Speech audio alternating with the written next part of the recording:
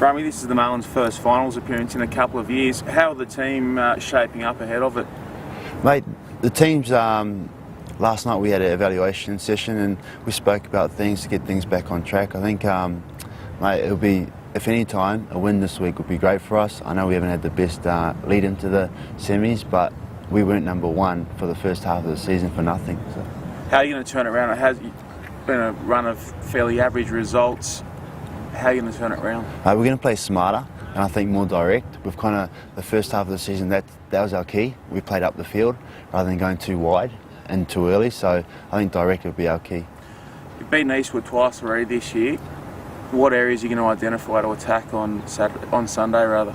Mate, I think with Eastwood, they'll probably have some injuries, so I think if we can put pressure on their 9 and 10, that's always the key spot. Their 9's Chris O'Young, who's a great player, so if we can shut him down, everyone else can't feed off anything. So it's quite fitting that you play against Eastwood, having spent a number of years there yourself. You take on Hugh Perrott. He's a tremendous player. How will you look to shut him down during the game? Mate, I think beating him to the ball, and you know, the main thing is focusing on my job. I'm one of those players that don't worry about other people too much, otherwise you fall behind. So focus on your job, beat him everywhere else.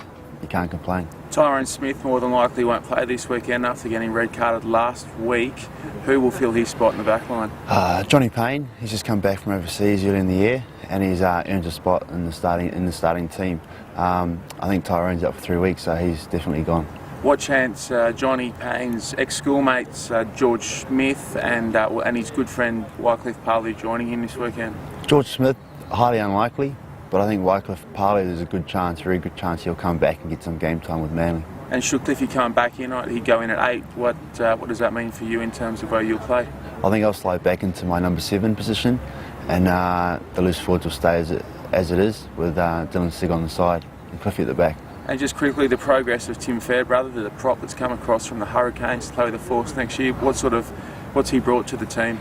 He's very energetic for a prop, very mobile. He does a lot of work, tackles and rucks, and that's always a key thing for the type 5. And how deep into these finals can the Marlins go? Mate, all the way. I think if you don't have the belief now, you shouldn't be here. So it doesn't matter where you end up, 1 to 6. You just got to play on the day and win and move on.